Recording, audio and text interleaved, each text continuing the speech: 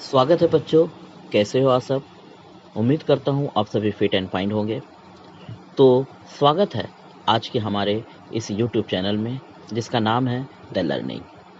हमारे इस चैनल में आपको सभी विषयों की विस्तृत जानकारी प्राप्त हो जाएंगी, साथ ही महत्वपूर्ण प्रश्नों के उत्तर भी आपको मिलेंगे। आज हम इस वीडियो में चर्चा करने वाले हैं मुंशी प्रेमचंद द्वारा रचित दो बैलों की कथा। इस कहानी की शुरुआत मुंशी प्रेमचंद जी एक ऐसे जानवर से करते हैं जिसे आप अव्वल दर्जे का बेवकूफ़ कहते हैं। जी हाँ, हम बात कर रहे हैं गधे की। जब आपको किसी को अव्वल दर्जे का बेवकूफ़ कहना रहा होता है तो आप उसे गधा ही संबोधित करते हैं। जैसे आप कहते हैं, बिल्कुल गधे हो तुम, क्या गधे हो, बिल्कुल इतना भी समझ में नहीं आता, वगैरह वगैरह। लेकिन मुंशी प्रेमचंद जी कहते हैं, क्या वाकई में उनकी बेवकूफ़ी ने उसे ये नाम दे दिया है या फिर उसकी सहनशीलता ने उसे ये नाम दे दिया है? सही तो है, देखा जाए तो इनमें सहनशीलता कुछ ज़्यादा ही है। जैसे कि आप बेचारे के सामने जैसे भी रूखी सूखी डाल दो, बेचारा कभी शिकायत नहीं करता, वो खा लेता है। लेकिन बाकी जानवरों में ऐसी बात नहीं है। जैसे कि बैल के सामने आप रख दो तो आपसे वो शिकायत करता है, और कई बार वो अड़ियल भी हो जाता है, अड़ भी जाता है। गाय की बात की जाए तो गाय के बछड़े को आप छूने जाइए तो वो आपको इस प्रकार से सिंहनी बनकर आपके सामने दौड़ती है, जैसे मानो वो आपको इस प्रकार पटकेगी कि आप उठ नहीं पाइएगा। खैर, जो भी हो, लेकिन जानवर में सहनशीलता की बात की जाए तो गधे से अधिक सहनशीलता शायद किसी में ना होगी।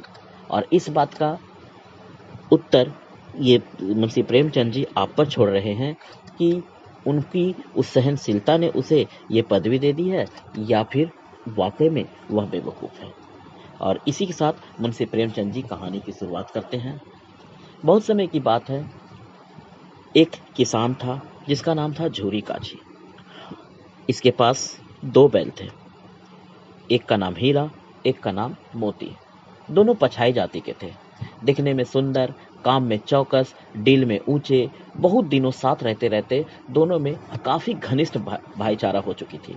दोनों आमने सामने या आसपास बैठे हुए एक दूसरे से मुख भाषा में आपस में विचार विनिमय करते रहते थे, अर्थात आपस में बातें करते रहते थे। और ये लोग ऐसी बातचीत करते जैसे एक दूसरे की मन की बातें समझ रहे हैं, यानी कि मुख भाषा में ये बात किया करते थे। संभवतः ऐसी भाषा मानव जाति को तो शायद नहीं आती है। जब ये दोनों एक दूसरे को इन दोनों को जब बांध दिया जाता था तो दोनों एक दूसरे को चाट कर और सुनकर अपना प्रेम प्रकट करते। यहाँ तक कि कभी कभी तो दोनों प्रेम के भाव से सींग भी मिला लिया करते थे। विग्रह के नाते नहीं, बस केवल विनोद के भाव से, आत्मीयता के भाव से। जैसे दोनों में घनिष्ठ दोस्ती होता है ना, वैसे ही वाकई में। और ये दोस्ती में ये थोड़ा जरूरी होता है। मुंशी प्रेमचंद के अनुसार दोस्ती में ये जरूरी है। अगर ये ना हो तो इसके बिना दोस्ती थोड़ी फुसफुसी से मालूम होती है, यानी कि थोड़ी कम मालूम पड़ती है, कुछ हल्की सी मालूम पड़ती है। जिस वक्त ये दोनों बैल हल में जोत दिए जाते थे ना, या गाड़ी में जोत दिए जाते थे ना, ये दोनों गर्दन हिला हिला कर चलते। उस वक्त हर एक की बस यही कोशिश होती रहती थी कि ज़्यादा से ज़्यादा बोझ मेरी गर्दन पर हो। दिन भर के बाद दोपहर या फिर यूँ कहे कि संध्या को दोनों खुलते तो एक दूसरे को चाट चुट कर अपनी थकान मिटा लिया करते थे। नाद में खली भूसा पड़ जाने के बाद दोनों साथ उठते, साथ नाद में मुंह डालते, साथ ही बैठते। एक मुंह हटा लेता तो दूसरा भी हटा लेता था। लेकिन कहते हैं ना, हर कहानी में एक ट्विस्ट आता है। इनकी कहानी में भी ट्विस्ट आया। संयोग की बात है कि झूरी ने एक बार गोई को, अर्थात इन दोनों को ससुराल भेज दिया। बैलों को क्या पता बेचारों को कि उन्हें क्यों भेजा जा रहा है। इन्होंने समझा कि इनके मालिक यानी कि झूरी ने इनको बेच दिया है, और शायद यही उनका इस प्रकार से बेचा जाना इनको अच्छा नहीं लगा। या फिर कौन जाने, पर झूरी के साले को ये गया ले जाने के लिए इन दोनों ने मानो उसकी हालत खराब कर दी। उन्हें पसीना, उनके दांतों पसीना आ गया उनको। किनको? गया को। वो बेचारा पीछे से हाँकता तो ये दाएं बाएं भागते, पगहिया पकड़कर आगे खींचता तो पीछे की ओर जोर लगाते, मारता तो दोनों सिंग निकालकर सिंग नीचे करके हुंकारते, करके हुंकारते। ठीक है। और इस तरीके से, बल्कि यूं कहा जाए कि इन लोगों को अपने मालिक से भारी शिकायत थी। अगर ईश्वर ने इनको वाणी दे दी होती ना, तो ये झूरी से पूछते जरूर। क्या पूछते? कि तुम हम गरीबों को क्यों निकाल रहे हो? हमने तो तुम्हारी सेवा में कोई कमी कसर नहीं उठा रखी। अगर इतनी मेहनत से काम न चलता था तो और काम ले लेते। हमें तो तुम्हारी चाकरी में मर जाना कबूल था। हमने कभी दारे चाने की शिकायत नहीं की। तुमने जो दिया हमने सिर झुका करके खा लिया। फिर तुमने इस जालिम के हाथे हमें क्यों बेच दिया? खैर, जो भी हो।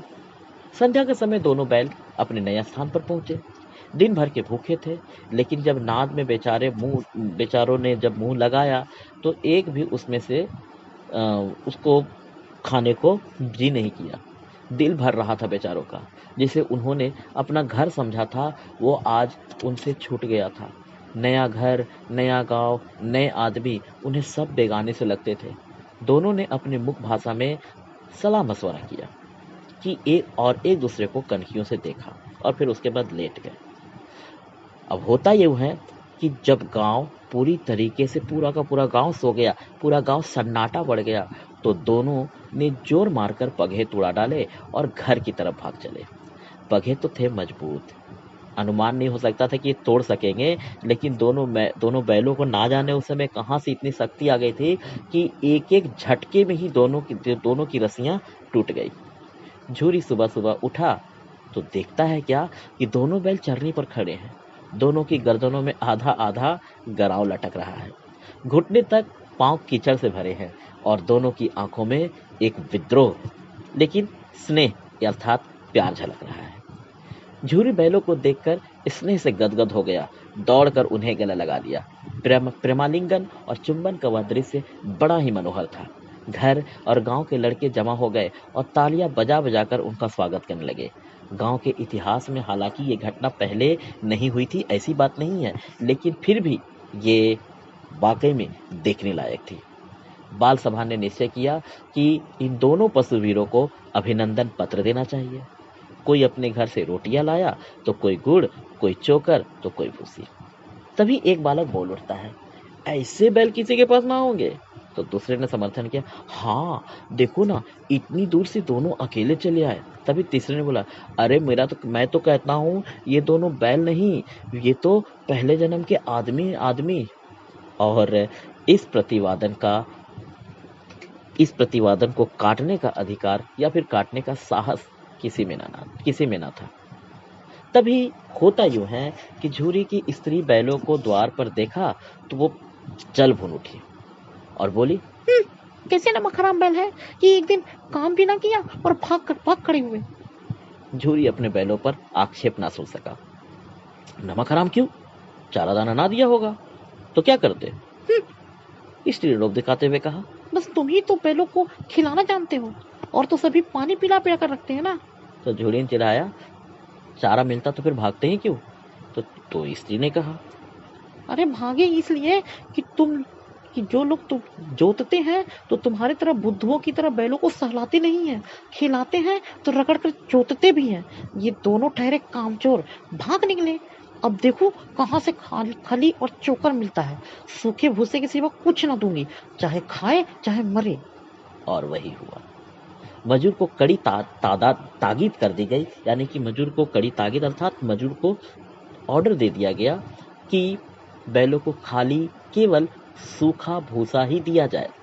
बैलों ने नाद में मुंह डाला तो सब फीका फीका, ना कोई चिकनाहट ना कोई रस। बेचारे खाए तो खाए कैसे? आशा भरी आंखों से द्वार की ओर ताकने लगे। झूरी ने मजूर से कहा, अरे थोड़ी सी खली क्यों नहीं डालता बे? मालिक तभी उसने कहा, मालिक तो मुझे मार ही डालेगी। अरे चुरा कर डाला ना दादा, पीछे से फिर तुम ही उन्हीं से कह दोगे। ये बात थी। यहां तक कहानी का पहला दृश्य था।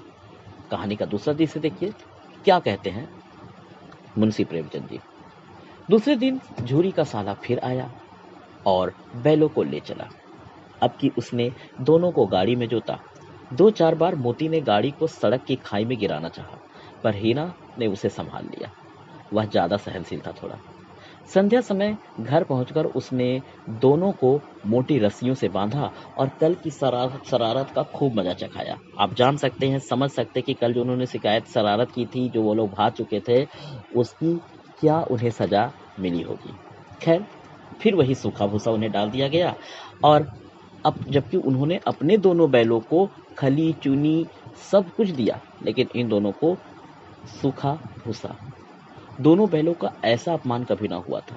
झूरी उन्हें एक फूल की छड़ी से भी ना छूता था। उसकी एक टिटकार पर दोनों उड़ने लगते थे। लेकिन यहाँ तो मार पड़ी थी। आहत सम्मान की व्यथा तो थी ही, उस पर मिला बेचारों को सूखा भूसा। बेचारों ने नाद की तरफ आंख ना उठाई। दूसरे दिन गया ने बैलों को हल में जोता, पर इन दोनों ने पांव जैसे ना उठाने की कसम खा ली थी। वह मारते मारते थक गया, पर दोनों ने पांव ना उठाया। एक बार जब उस निर्दयी ने हीरा की नाक पर बहुत सारे डंडे जमा दिए, तब मोती को गुस्सा आ गया। हल लेकर वो भागा।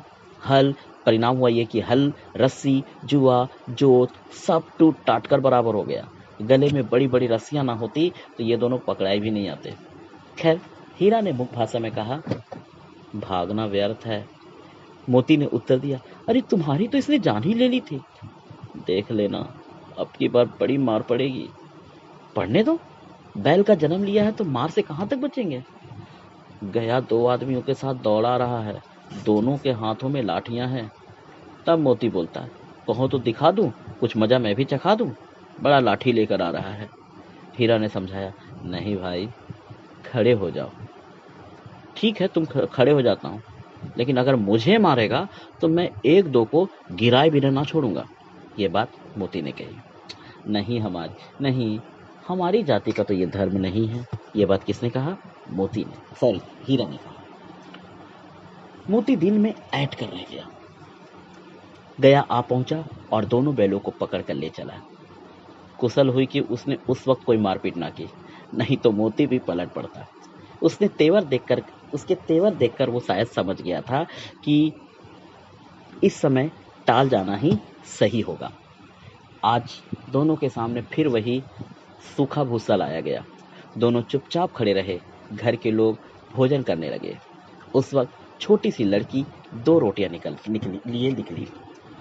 दोनों के मुंह में देकर वो चली गई। उस एक रोटी से इनकी भूख क्या शांत हो सकती थी? नहीं ना, नहीं हुई इनकी भूख शांत। पर हाँ, इनके हृदय को भोजन मिल चुका था। यहाँ भी उन्होंने समझ लिया कि यहाँ भी किसी सज्जन का वास है। लड़की भैरव की थी। भैरव कौन? गया के बड़े भाई की बेटी। उसकी माँ मर चुकी थी बेचारी की। सौतेली माँ थी उसकी जो उसे बहुत मारती थी। इसलिए इन बैलों से उसे अपनेपन के जैसा अनुभव हुआ, क्योंकि जो हाल इस लड़की का था, शायद वही हाल कहीं न कहीं इन दोनों बैलों का भी हो चुका था।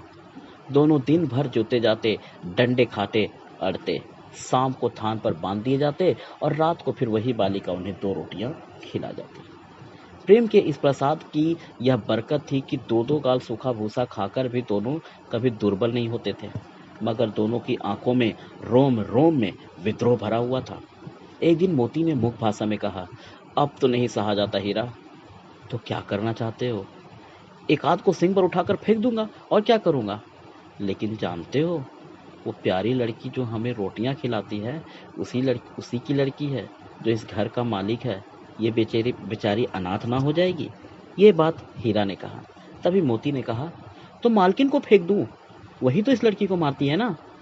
लेकिन तुम भूल जाते हो, औरत जात पर सिंग चलाना मना है। अब तुम किसी तरह निकलने नहीं देते। बताओ, तोड़ा कर भाग चले? हाँ, ये मैं स्वीकार करता हूँ, लेकिन इतनी मोटी रस्सी टूटेगी कैसे? तो इसका उपाय ये है कि पहले रस्सी को थोड़ा सा चबा लो, फिर एक झटके में ये टूट जाएगी। और यही करने का उन्होंने प्रयास किया।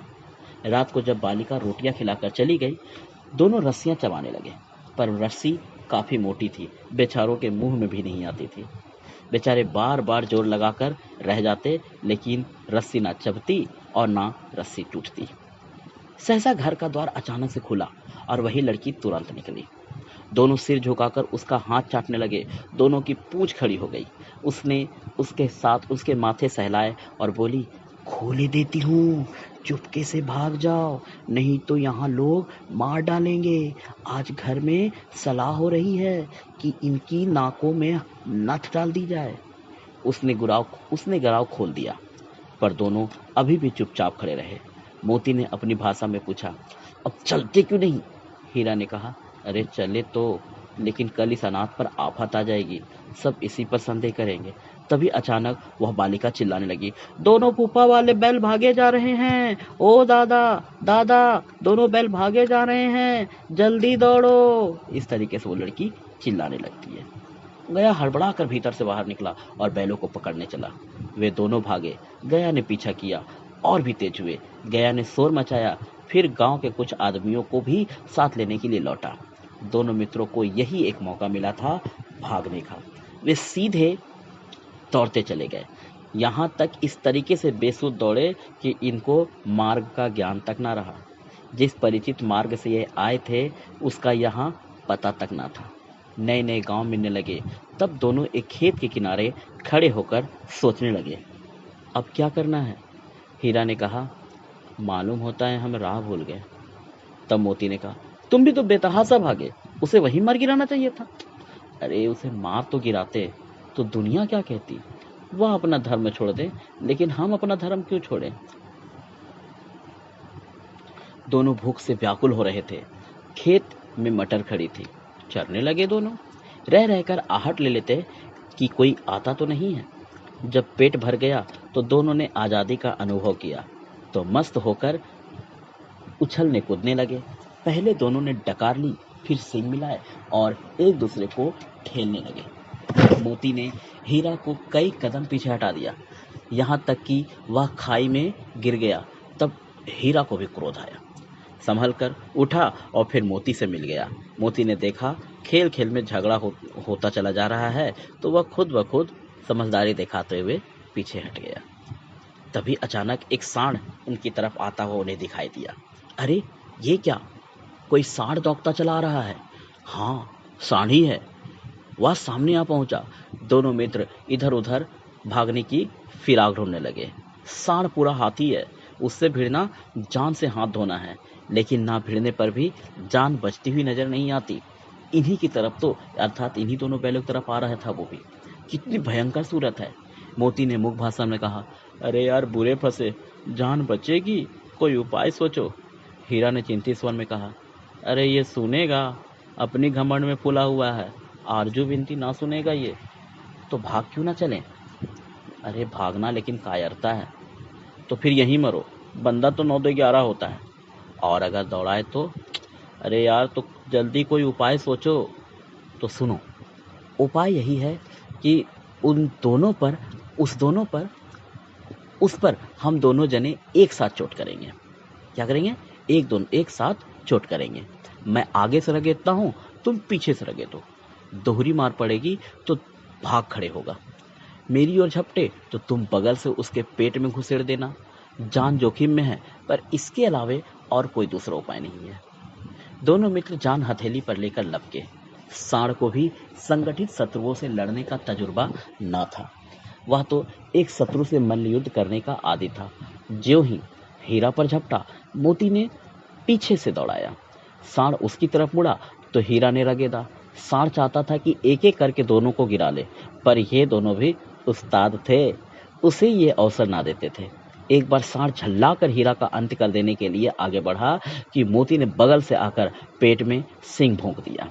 सांड क्रोध में आकर पीछे फिरा तो हीरा ने दूसरे पहलू से सिंग चुभा दिया। आखिर बेचारा जख्मी होकर भागा और दोनों मित्रों ने दूर तक उसका पीछा किया। हाँ, यहाँ तक कि सांड भी बेदम होकर गिर पड़ा। तब दोनों ने उसे छोड़ दिया। दोनों मित्र विजय के नशे में झूमते चले जाते थे। मोती ने अपनी सांकेतिक भाषा में कहा, मेरा तो जी चाहता था इस बच्चे को मार ही डालूं। हीरा ने तिरस्कार किया। अरे गिरे हुए बैरी पर सिंह ना चलाना चाहिए। हाँ, रहने दो, ये सब ढोंग है। मोती ने कहा, रहने दो, ये सब ढोंग है। बैरी को ऐसा मारना चाहिए कि फिर वो फिर उठ ही ना सके।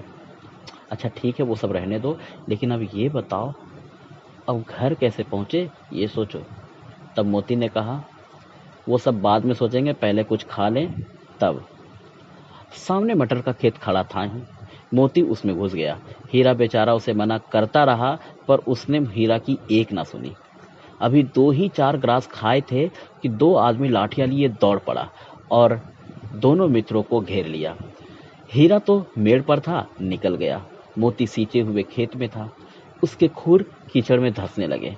बेचारा वो भाग ना सका, पकड़ लिया गया। हीरा देखा कि संगी संकट में है, तो वो भी लौट पड़ा। उसने सोचा कि फंसेंगे तो दोनों साथ फंसेंगे। रखवालों ने उसे भी पकड़ लिया। प्रातःकाल दोनों मित्र काजी हाउस में बंद कर दिए गए। काजी हाउस पहुंचने के बाद उसने देखा कि उसके साथ जो हुआ ये उनके जीवन में पहली बार हुआ था। ऐसी स्थिति उनके साथ कभी ना हुआ था कि खाने को एक तिनका भी ना मिला हो, जबकि कई दिन बीत गए थे। समझ में नहीं आता था कि ये कैसा स्वामी है। इससे तो गया एक तरह से फिर भी अच्छा था। यहाँ कई भैंसें थी, कई बकरियां, कई घोड़े, कई गधे, पर किसी के सामने चारा ना था। सब जमीन पर मुर्दों की तरह पड़े।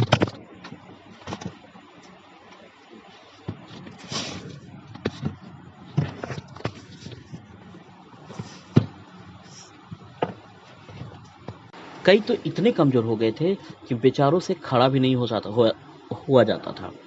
सारा दिन दोनों मित्र फाटक की ओर टकटकी लगाए ताकते रहे, पर कोई भी व्यक्ति चारा लेकर आता हुआ दिखाई नहीं दिया। तब दोनों ने दीवार की नमकीन मिट्टी चाटनी शुरू की, पर क्या इससे उनकी भूख मिट सकती थी? नहीं मिटी। रात को भी जब कुछ भोजन ना मिला, तब हीरा के दिल में क्रोध की ज्वाला भड़क उठी। मोती से बोला, अब तो नहीं रहा जाता मोती। मोती ने सिर लटकाए हुए जवाब दिया, मुझे तो मालूम होता है मेरे प्राण ही निकल रहे हैं। बस इतनी जल्दी हिम्मत हार गए? इतनी जल्दी हिम्मत ना हारो भाई, यहाँ से भागने का कोई उपाय निकालना चाहिए। आओ दीवार तोड़ डालें। मुझे तो अब कुछ नहीं होगा भाई, मेरे को कुछ मत बोलो। बस इसी बुत्ते पर अकड़ते थे, सारी अकड़ निकल गई। बाड़ी की दीवार कच्ची थी, हीरा मजबूत तो था ही। उसने नुकीली सिंग दीवार पर गड़ा दिए और जोर मारा तो मिट्टी का एक चिप्पड़ निकल आया। फिर तो उसका साहस बढ़ा। उसने दौड़ दौड़ कर दीवार पर चोटें की और हर चोटकी में थोड़ी थोड़ी मिट्टी गिराने लगा। उसी समय कांजी हाउस का चौकीदार लालटेन लेकर जानवरों की हाजिरी लेने आ निकला। हीरा का उज्जड़पन देखकर उसने उसे कई डंडे रसीद किए और एक मोटी सी रस्सी से उसे बांध दिया। मोती ने पड़े पड़े कहा, आखिर मार खाई, क्या मिला? तो हीरा ने कहा, अपने बोते कम से कम जोर तो लगा लिया। अरे ऐसा जोर मारना किस काम का कि और भी बंधन में पड़ गए। जोर तो मैं मारता ही जाऊंगा, चाहे कितना ही बंधन पड़ते जाए। जान सोच लो, जान से हाथ धोना पड़ेगा। ये बात मोती ने कहा। तो कुछ परवाह नहीं, यूं भी मरना है। सोचो, दीवार अगर खुद जाती तो कितनी जानें बच जाती। इतने भाई यहाँ बंद है, किसी की देह में जान तक नहीं है। 2-4 दिन और यही हाल रहा तो सब के सब मर जाएंगे। हाँ, ये बात तो है। अच्छा, तो फिर मैं भी जोर लगाता हूँ। मोती ने दीवार में उसी जगह सींग मारा। थोड़ी मिट्टी गिरी और हिम्मत बढ़ी। फिर तो वह दीवार में सींग लगाकर इस तरह जोर लगाने लगा मानो वो किसी दुश्मन से अर्थात किसी प्रतिद्वंदी से लड़ रहा हो। आखिर कोई 2 घंटे की जोर आजमाइश के बाद दीवार ऊपर से लगभग 1 हाथ गिर गई। उसने 2 गुनी शक्ति मारी और दूसरा धक्का तो आधी दीवार गिर पड़ी।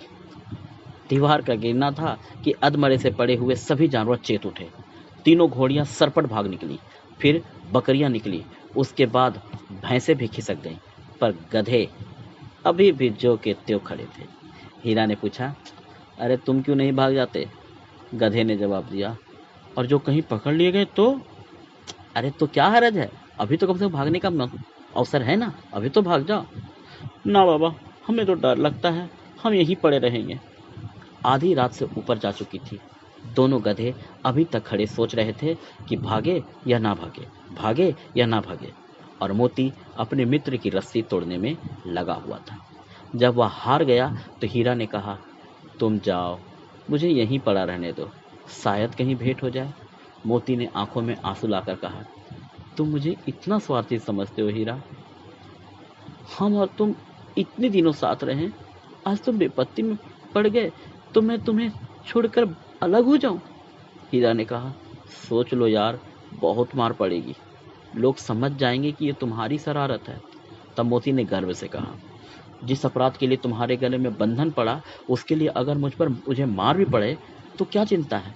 कम से कम इतना तो हुआ कि 9, 10, 11 प्राणियों की जान तो गई। वे सब कम से कम कुछ नहीं तो आशीर्वाद तो देंगे।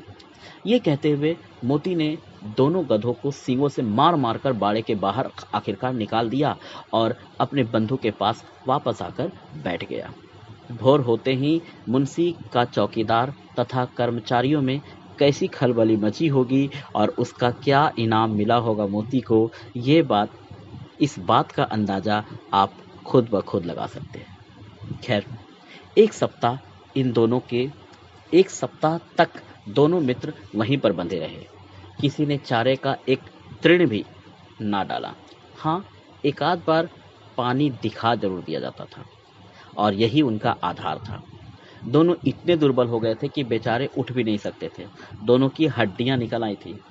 एक दिन बाड़े के सामने डुगडुगी बजने लगी और दोपहर होते होते वहां 50-60 आदमी जमा हो गए। अब तब दोनों मित्र निकाले गए और उनकी देखभाल होने लगी।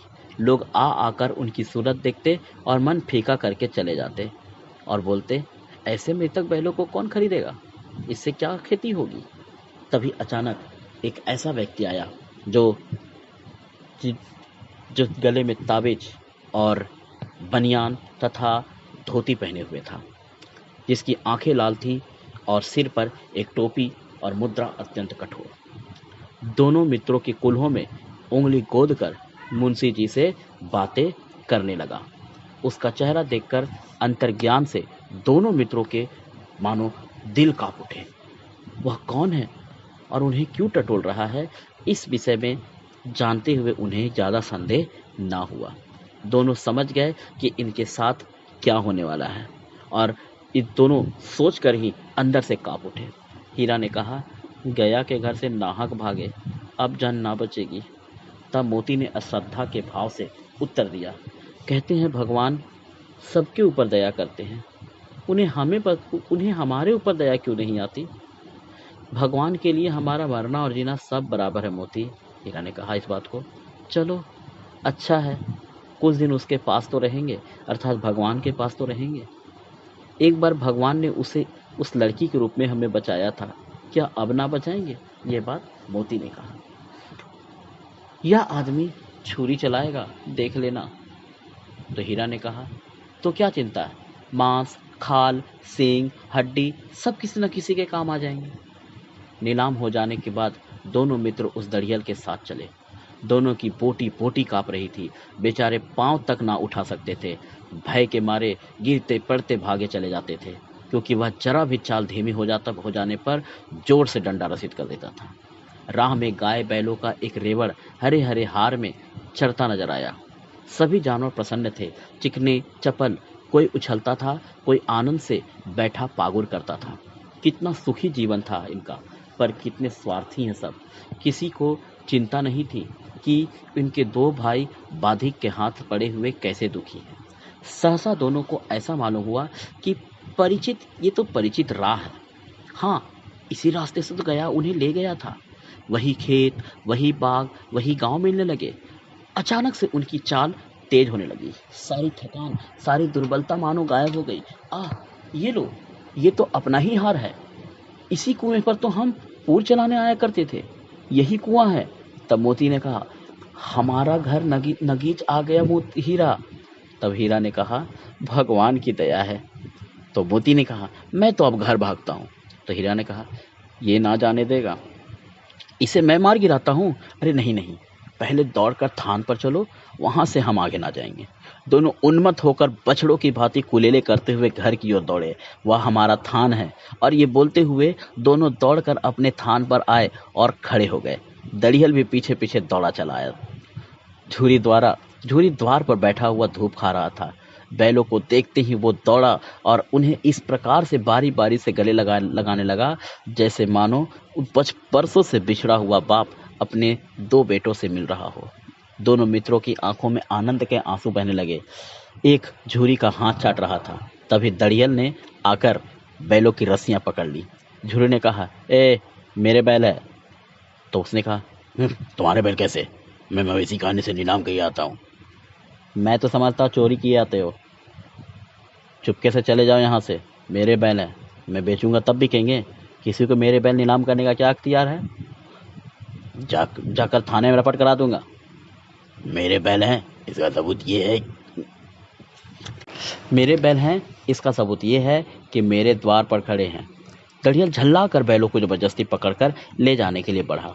उसी वक्त मोती ने सिंग चलाया। दड़ियल पीछे हटा। मोती ने पीछा किया। दड़ियल भागा। मोती पीछे दौड़ा। गांव के बाहर निकल जाने पर वह रुका, पर दड़ियल का रास्ता देख रहा था। दड़ियल दूर खड़ा धमकियां दे रहा था, गालियां दे रहा था, पत्थर फेंक रहा था और मोती विजय सूर्य की भांति उसका रास्ता रोके खड़ा था। गांव के लोग ये तमाशा देखते थे और हंस रहे थे। जब दड़ियल हार कर चला गया तो मोती अकड़ता हुआ लौटा। हीरा ने कहा, अरे मैं तो समझ रहा था कि तुम गुस्से में आकर उसे मार ना बैठो, लेकिन अब ना आएगा। अगर वो मुझे पकड़ता तो मैं बेमारे उसे ना छोड़ता। हाँ, वो तो है, अब वो नहीं आएगा तो दूर से ही खबर लूंगा। देखो तो कैसे ले जाता है। और अगर गोली मरवा दे तो मर जाऊंगा, पर उसके काम तो ना आऊंगा। हमारी जान को कोई जान ही नहीं समझता, इसलिए कि हम इतने सीधे हैं। और जरा ही देर में नाद में खली, भूसा, चोकर और दाना भर दिया गया। दोनों मित्र खाने लगे। झूरी खड़ा दोनों को सहला रहा था और 20 लड़के तमाशा देख रहे थे। सारे गांव में एक आनंद सा अनुभव हो रहा था। उस समय मालकिन भी घर से बाहर निकली और दोनों को देखकर गले लगाकर उन दोनों को चूमने लगी। तो बच्चों, ये थी हीरा और मोती की असीम कहानी, जिन्हें मुंशी प्रेमचंद ने अपनी कल्पना शक्ति के दम पर लिखा है। कहानी कैसी लगी कमेंट जरूर करना। तब तक के लिए धन्यवाद और घर पे रहें, सुरक्षित रहें।